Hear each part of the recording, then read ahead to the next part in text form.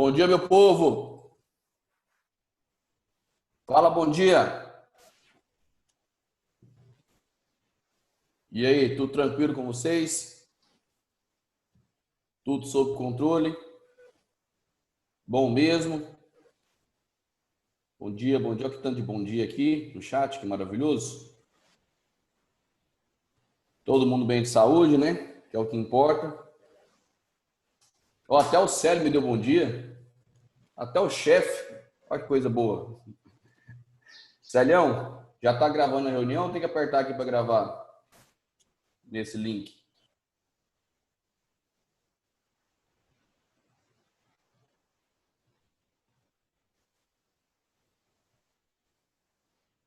Alô, chefe.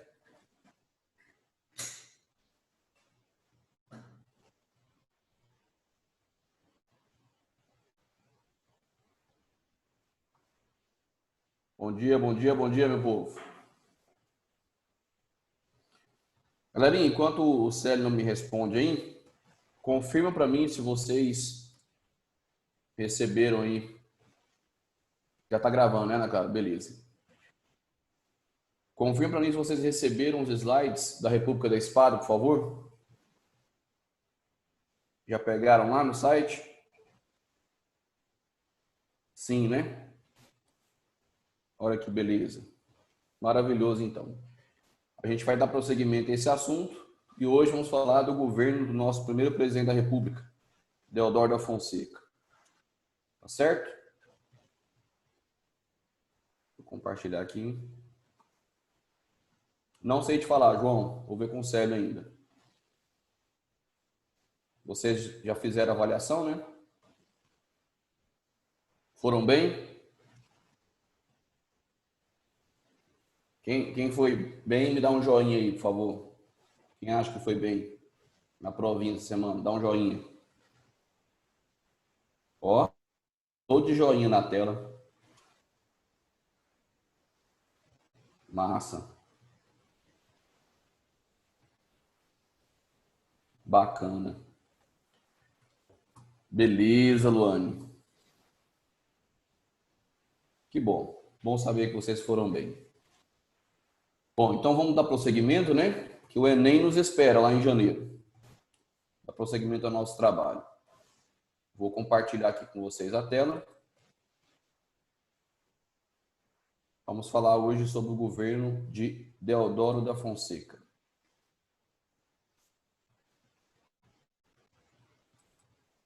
Deixa eu só compartilhar aqui os slides com vocês. Um minutinho.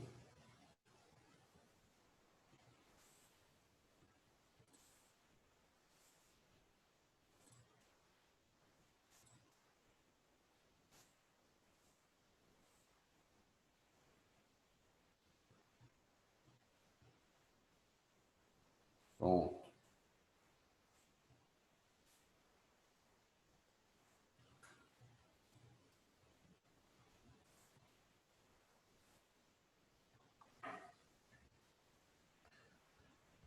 Galera, só confirmando, na última aula nós comentamos sobre o processo de proclamação da República no nosso país. Falamos que esse período inaugura a chamada República da Espada, que será uma república controlada pelos militares.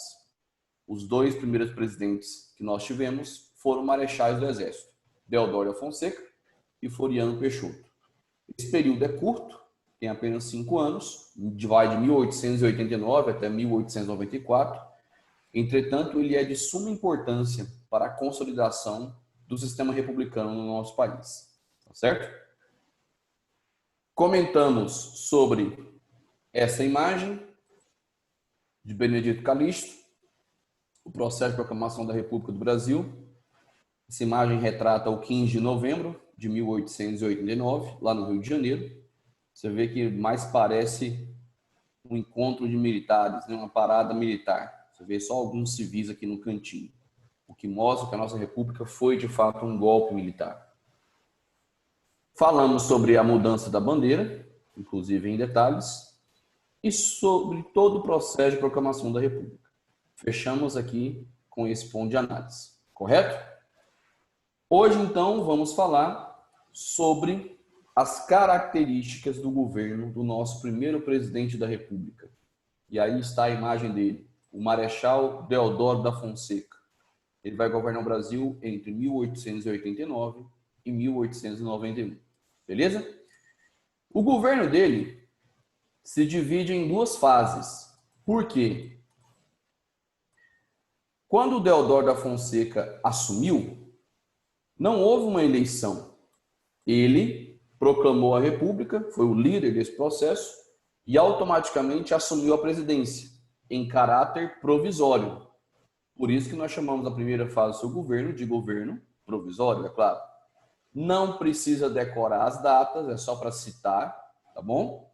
Esse governo provisório dele vai de novembro de 1889 até fevereiro de 1891. Foi o tempo para organizar uma Assembleia Constituinte e também para organizar um processo eleitoral, beleza? E nós tivemos, então, dois acontecimentos importantes, ainda nessa fase provisória de governo de Deodoro da Fonseca. O primeiro desses acontecimentos foi na esfera econômica. Vamos ver quem é que lembra disso aqui. Tem alguém com o microfone aberto aí. Ah, é o Célio. Ô Célião, fecha o microfone aí. A gente escuta o barulho da sua sala.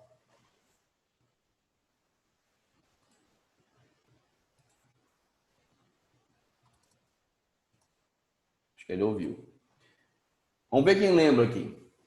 Quando os militares mudaram a nossa bandeira, tiraram lá o brasão da família Bragança, colocaram aquela esfera azul, cheia de estrelas dentro, eles colocaram um lema, né? O lema Ordem e Progresso.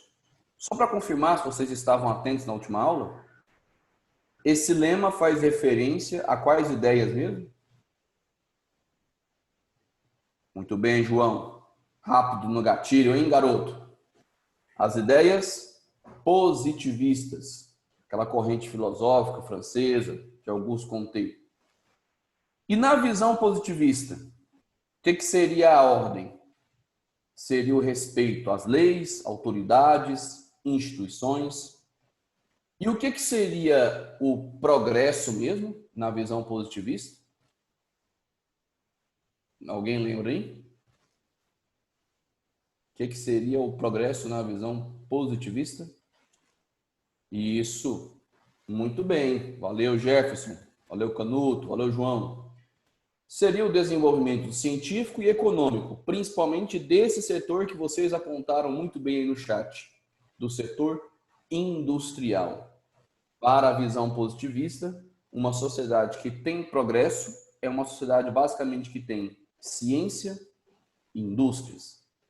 E aí, o Marechal Deodoro da Fonseca, então, nomeou para ministro da Fazenda, naquela época era a denominação do ministro da Economia, um intelectual baiano chamado Rui Barbosa.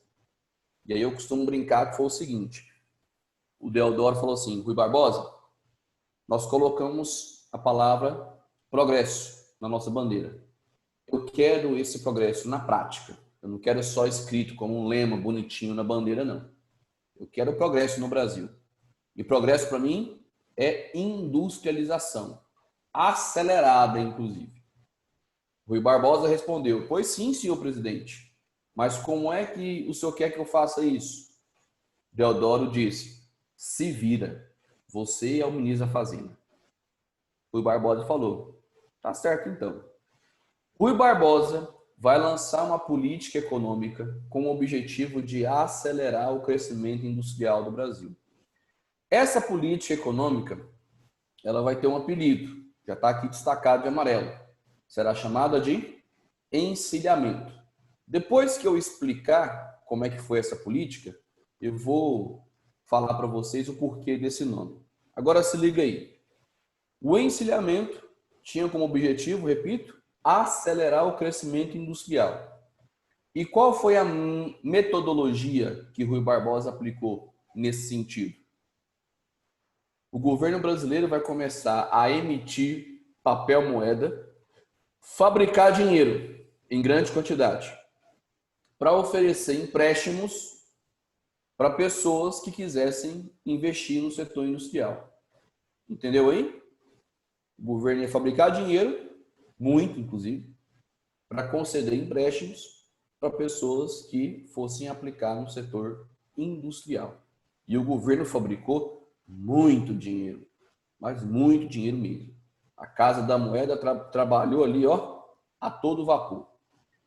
Pergunto, vai dar certo isso? A Karen já matou a charada, né, Karen? Vai dar certo isso, meu povo? Não, né? Por quê? Quando um país fabrica dinheiro demais, isso gera um processo conhecido como é que é o nome? Começa com I. Como é que é o nome disso? Muito bem, galera. Ótimo. Inflação. Inflação é a desvalorização da moeda. Não adianta nada o governo fabricar dinheiro e jogar no mercado. Esse dinheiro vai perder valor. E essa perda de valor se chama inflação. Esse foi o primeiro problema do encilhamento. Segundo problema, eu costumo dizer que o Rui Barbosa, o ministro da Fazenda aí na época, ele esqueceu que ele estava no Brasil, né? E nessa terra aqui tem muito malandro? Tem ou não tem? Demais, né? Dá conta. Sabe o que aconteceu? Muitas pessoas registraram empresas no papel, registraram firmas ali, para poder pegar empréstimo do governo. Ó, vou aplicar no setor industrial, estou montando ali uma fábrica de calçados. Mas essa empresa só existia no papel. Eram empresas fantasmas, elas não existiam na realidade. Aí a pessoa conseguiu um empréstimo do governo e, ó, sumia no mapa, vazava. Então, vai ser outro problema, a abertura de empresas fantasmas. Acabou não, vai ter um terceiro problema ainda dessa política econômica, que vai ser a especulação financeira. Como assim, professor? Especulação financeira. As ações dessas empresas, até mesmo daquelas que eram fantasmas, eram negociadas na Bolsa de Valores do Rio de Janeiro. Isso gerou uma especulação muito grande e que vai provocar uma crise. Essa crise vai receber o apelido de encilhamento. Agora eu te explico o porquê do apelido. Encilhamento era um termo que era utilizado para se referir às apostas feitas em corridas de cavalo na época. Algo muito comum, inclusive. E aí a Bolsa de Valores do Rio de Janeiro ficou parecendo uma bolsa de apostas por conta da especulação financeira. Por isso essa política econômica recebeu o apelido de encilhamento. Tá certo? Como eu falei demais, eu vou resumir. O que foi o encilhamento? Foi uma política econômica aplicada pelo ministro Rui Barbosa, ainda no governo provisório de Deodoro da Fonseca. Qual era o objetivo? Acelerar o crescimento industrial, fazer o Brasil se industrializar rápido. Qual era o método? O governo ia fabricar dinheiro em grande quantidade e emprestar para pessoas que quisessem investir no ramo industrial. Vai dar certo ou não? Não, né? Por quê? Primeiro, gerou inflação. O governo fabricou dinheiro demais e esse dinheiro começou a perder o valor. A desvalorização da moeda, chamada inflação. Segundo problema, abertura de empresas fantasmas. Pessoas abriram essas empresas só para pegar o dinheiro do empréstimo e depois sumiu no mato. E o terceiro e último problema, a especulação financeira que isso gerou na Bolsa de Valores do Rio de Janeiro. Resultado, a política econômica do encilhamento não gerou crescimento para o Brasil. Gerou foi crise. O governo de Deodoro da Fonseca começava com o pé esquerdo. Beleza? Me dá um joinha quem conseguiu entender esse tópico, por favor. Joinha para o tio Vitor. Joinha, joinha, joinha. Beleza, massa. Bacana. E o Sério não desliga o microfone dele, né? É só o zumbido aí. Eu não tenho como desligar aqui porque a reunião não é minha. Ih, sério que dá trabalho. Vamos lá então, prosseguindo. Ainda no governo provisório de Deodoro, o Brasil precisava de uma nova Constituição, meu povo. Pergunto, por quê? Essa pergunta é fácil. Por que vocês acham que o Brasil precisava de uma nova Constituição? Porque ele deixou de ser uma monarquia. Obrigado, João. Parabéns. Porque o Brasil não era mais uma monarquia e a Constituição anterior era monárquica. Foi aquela lá outorgada por Dom Pedro I em 1824. Já que o Brasil agora era uma república, óbvio, precisávamos de uma Constituição que fosse republicana. Vai então ser formada uma Assembleia Nacional Constituinte no governo de Deodoro da Fonseca. Qual o nome? Assembleia Nacional Constituinte, formada por deputados que vão propor, discutir, votar e aprovar leis para uma nova Constituição. Está no nome, né? O papel de uma Assembleia como essa é elaborar uma Constituição. E aí eu queria fazer outra pergunta, que a participação está massa. Eu queria saber qual era o grupo social que acabou sendo predominante nessa Assembleia Nacional Constituinte. A maioria dos deputados pertenciam a qual grupo social, na sua opinião? Elite. Mas qual elite? Karen João. Muito bem. A elite agrária. A maioria dos deputados dessa Assembleia Constituinte, valeu, Matheus, que vão fazer essa nova Constituição, eram membros da elite agrária, grandes fazendeiros, na sua maioria, inclusive, cafeicultores, tá certo?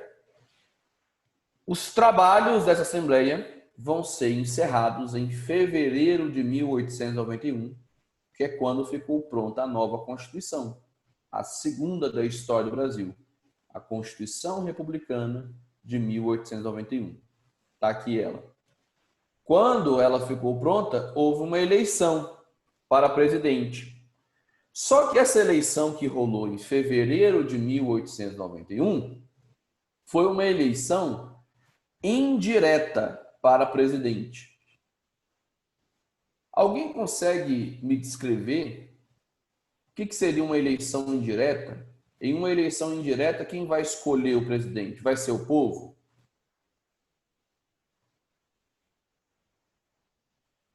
Isso, muito bem, cara. A cara já matou. Não vai ser o povo que vai escolher o presidente. Vai ser a própria Assembleia Constituinte. Ela, inclusive, foi transformada em Congresso Nacional. A Assembleia Nacional Constituinte se transformou em Congresso e lá dentro houve a eleição para presidente. Adivinha quem venceu? O próprio Deodoro da Fonseca ganhou. Professor, beleza, então ele vai continuar no poder? Vai, só que agora de uma outra forma. Por isso que a gente fala que é a segunda fase do governo dele. Um governo constitucional. Porque agora havia uma Constituição em vigor, ele foi eleito de maneira indireta pelo Congresso, mas ele foi eleito. Tá, professor, mas de quanto tempo seria esse mandato dele? 4 anos. Mas vai durar, na prática, apenas 9 meses. Tá aqui, ó. O governo constitucional de Deodoro da Fonseca começa em fevereiro e termina em novembro do mesmo ano, 1891. Agora vocês vão descobrir por quê. Beleza? Aqui estão as características dessa nova Constituição. Repito, a segunda da história do Brasil. E é claro, a primeira que foi republicana. A Constituição Republicana de 1891. Primeira característica, federalismo. Professor, o que seria isso, hein? Federalismo. Se você estiver anotando aí, eu vou até editar para você. Federalismo é uma relativa autonomia dos estados. Repito o que seria esse federalismo da nossa Constituição. Uma relativa autonomia dos estados. Relativa à autonomia dos estados. Agora vamos entender o que eu acabei de falar? Relativa quer dizer que vai ser total ou parcial? Conversa comigo. Parcial, né? Parcial. A palavra autonomia, ela significa o quê? Capacidade de tomar as próprias decisões. Por exemplo, provavelmente aqui, ninguém nessa sala tem autonomia total da sua vida. Alguém paga suas contas, né? Alguém paga o que você come, o que você veste, onde você mora, onde você estuda.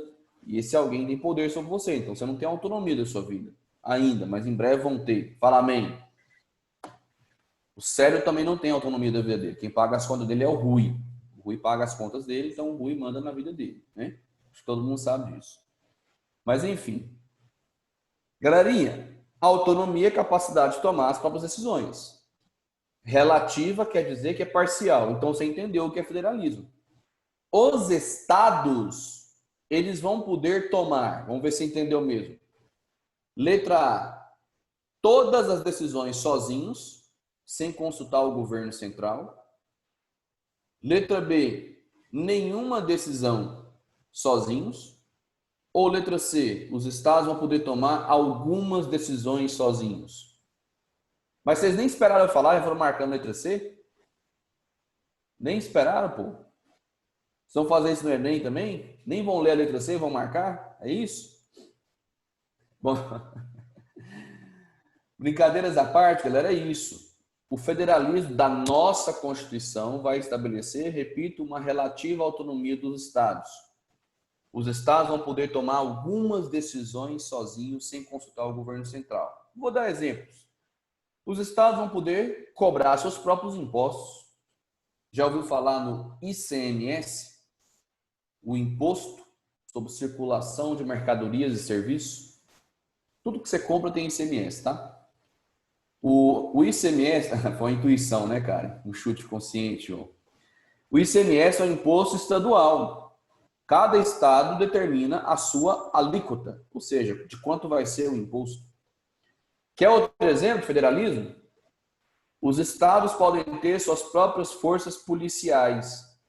Você já ouviu falar na PM, Polícia Militar? Acho que já, né? Quem é o comandante supremo da PM em cada estado? O governador. O governador é o comandante supremo da PM em cada estado. Aqui, no estado de Goiás, hoje, quem é o supremo comandante da PM? O Ronaldo Caiado. Não é o presidente da República, é o governador. Tá certo? Os estados podem ter leis próprias? Podem. Até uma Constituição própria. Constituição do Estado de Goiás. Só que nenhuma lei estadual pode contrariar uma lei federal.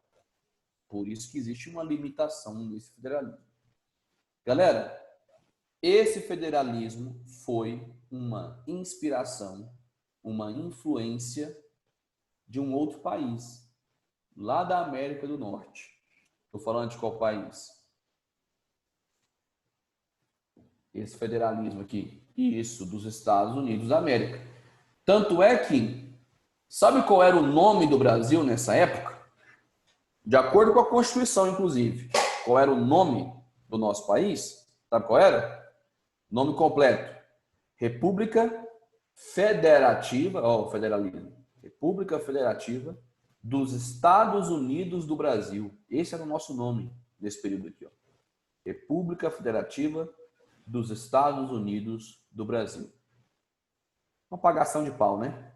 Agora, gente, se nós compararmos o federalismo do Brasil, inclusive hoje, com o federalismo dos Estados Unidos, qual é mais forte?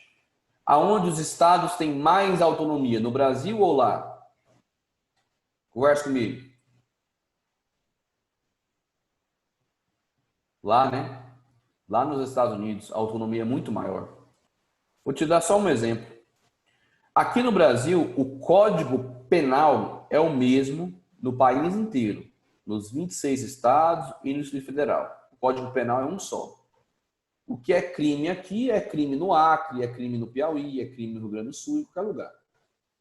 Nos Estados Unidos, o Código Penal varia de estado para estado. Tem estado, por exemplo, que tem pena de morte lá. Tem estado que não tem. Tem estado que os cassinos são permitidos, como em Nevada, onde fica Las Vegas. Tem estado que os cassinos são proibidos. Tem estado lá que pode fumar maconha, no outro não pode. Então, lá o federalismo é muito mais forte. Significa que lá a autonomia dos estados é maior se comparado com o federalismo brasileiro. Beleza? Segunda característica dessa Constituição, o poder dividido em três. Vocês já conhecem isso aqui, né? Um careca de saber. Poder executivo, legislativo, judiciário. O poder de executar as leis, cuidar da aplicação do dinheiro público. O poder de legislar, de elaborar as leis e fiscalizar as contas do executivo. E o poder judiciário de julgar o cumprimento das leis e também os conflitos entre os poderes.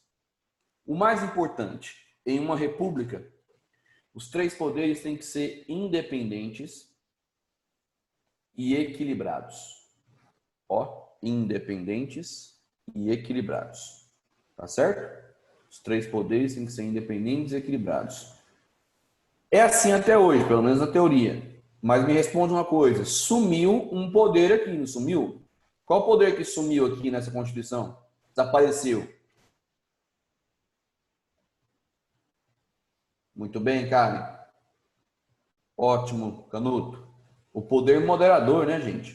O poder moderador era do imperador. O Brasil não tinha mais um imperador, então esse poder, claro que ele foi extinto com a aprovação da Constituição de 1891. Terceira característica, a separação oficial entre igreja e Estado. A Igreja Católica já estava grilada com o Estado desde a questão religiosa, lembra lá de Dom Pedro II?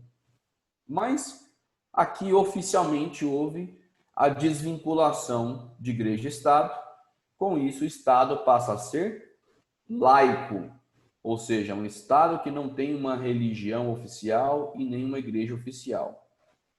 Isso na teoria, porque na prática, eu pergunto, existe influência religiosa dentro do Estado brasileiro, dentro da nossa política? Existe, né? E vai muito além da frase Deus seja louvado que tem no nosso dinheiro. Vai muito além dos crucifixos pregados nas repartições públicas. Até lá dentro do Congresso tem um crucifixo na parede, que representa o cristianismo, claro. E lembrando, nem todos os brasileiros são cristãos. Gente, existe influência religiosa, sim, no nosso Estado, na nossa política. Haja vista que dentro do Congresso Nacional, nós temos até a bancada evangélica, que pauta as suas decisões, suas propostas de lei em cima do viés religioso. Então, na prática, o nosso Estado não é totalmente laico, né? Apenas na teoria. Quarto, grande naturalização. Ih, professor, isso aqui eu não sei o que é, não. É simples. O Brasil, nessa época, continuava recebendo muitos imigrantes, europeus, na sua maioria, italianos, alemães, espanhóis, portugueses. E aí, a Constituição de 1891, ela deu a esses imigrantes a possibilidade de eles se naturalizarem. O que significa isso?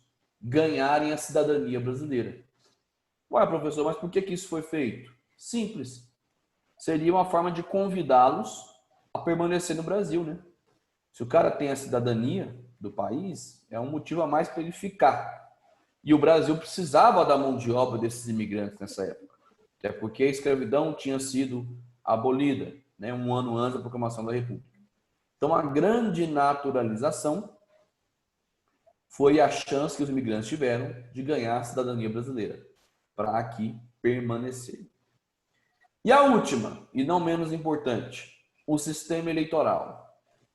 Voto universal, entre aspas, masculino e aberto. Vamos explicar palavra por palavra? O que você interpreta como universal? Por que você acha que apareceu a palavra universal aqui, inclusive entre aspas? Porque na época cidadão era só o homem, né? Mulher, analfabeto, etc. Assim, não era metade, não era visto como cidadão. Ótimo, Canuto, porque havia muitas exclusões, né? Muito bem, inclusive está até embaixo. Mas a palavra universal aqui, ela só apareceu, apesar de ter tantas exclusões assim, porque o voto não era mais censitário. Ou seja, não precisava mais ter renda para votar. Você não precisava ter uma renda mínima para poder votar ou se candidatar. Mas eu coloquei aspas pelo que a Canuto acabou de dizer. Havia muitas exclusões. A primeira dela já está aqui, ó. Se o voto era masculino, as mulheres não votavam. Correto? Além das mulheres, quem mais estava excluído? Está aqui na observação embaixo, hein? Não votavam nem mulheres, nem analfabetos, nem padres, nem soldados e nem mendigos. Vamos entender cada uma das exclusões? Por que as mulheres não votavam? Porque era uma sociedade muito patriarcal. Era um machismo muito forte. A mulher não era considerada cidadã naquela época. Por que o analfabeto não votava? Porque partia-se do pressuposto que uma pessoa que não sabe nem ler nem escrever, ela seria ali facilmente manipulada, o seu voto, né? E outra coisa, ela não teria capacidade intelectual de discernimento, de saber qual seria o melhor candidato. Era o pensamento da época, tá? Então, analfabeto não podia votar. Padres e soldados também não. Professor, mas eu não entendi por quê. Por que padres e soldados não votavam? Está escrito aqui entre parênteses que o voto era aberto. O que significa? Que ele era declarado, ele não era secreto. A pessoa tinha que mostrar em quem ela tinha votado. Tá, e daí, professor? E daí que padres e soldados estão submetidos a uma hierarquia, a uma escala de poder. Os padres estão submetidos, claro, à hierarquia da igreja. Os soldados, à hierarquia do exército. E isso poderia influenciar e até determinar os seus votos. Vou dar um exemplo. Um bispo se candidatava a prefeito de uma cidade. E aí ele meio que obrigava todos os padres subordinados a ele a votarem nele. Ó, vota em mim, senão eu vou te transferir para uma paróquia lá no fim do mundo. Tinha como o bispo saber se o padre tinha votado nele? Tinha, porque o voto era aberto, não era secreto. Mesma coisa um soldado. Vamos supor que um capitão se candidatasse e aí ele quisesse exigir que todos os soldados subordinados a ele votassem nele. Tinha como ele conferir, que o voto era aberto. Então ele ia usar o seu poder do exército, o seu cargo, né, de capitão, para controlar os votos. Por isso que padres e soldados não votavam, porque eles estavam submetidos a uma hierarquia, uma escala de poder. Entendeu? E mendigos, professor? Você falou que não precisava ter dinheiro para votar. Você percebeu que a palavra mendigo aqui está entre aspas? Percebeu isso? Porque aqui mendigo não é a pessoa que não tem dinheiro. Mendigo é no sentido de indigente. Tipo, a pessoa não tem nenhuma certidão de nascimento. Como é que você vai registrar o voto de uma pessoa que não tem documentos? Essa pessoa não existe perante a lei. Entendeu? Então, o mendigo aqui seria uma pessoa sem documentos, um indigente. Essa pessoa também não poderia votar. Então, o voto era universal, não precisava ter renda mínima. Masculino, sociedade patriarcal, as mulheres não votavam. E aberto, ele não era secreto. Estavam excluídos do voto, além das mulheres, os analfabetos, padres, soldados e mendigos.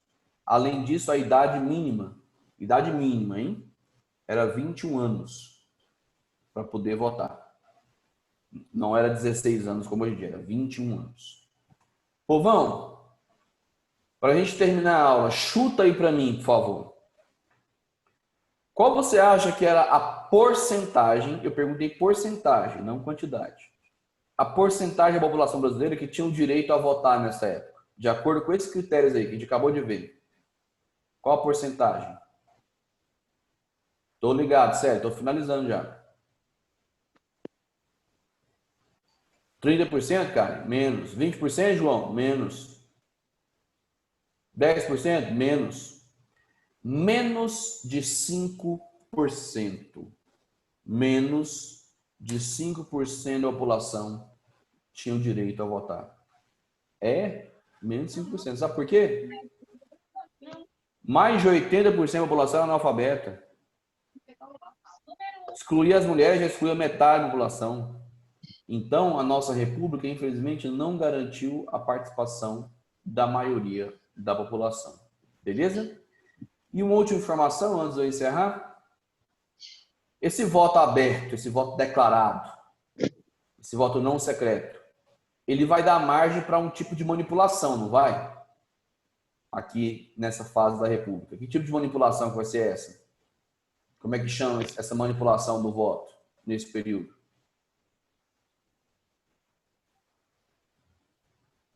Muito bem, João. Ótimo, Patrícia, Jefferson. O voto de cabresto. Parabéns. Galerinha, próxima aula eu vou falar como terminou o governo de Alan Fonseca, ele vai acabar renunciando. E a gente já entra no governo Floriano Peixoto. Beleza, galera? Obrigado aí pela presença, pela participação e até sexta-feira. Um beijo, um abraço. Tchau, tchau. Fala tchau. Até mais. Tchau, tchau, gente.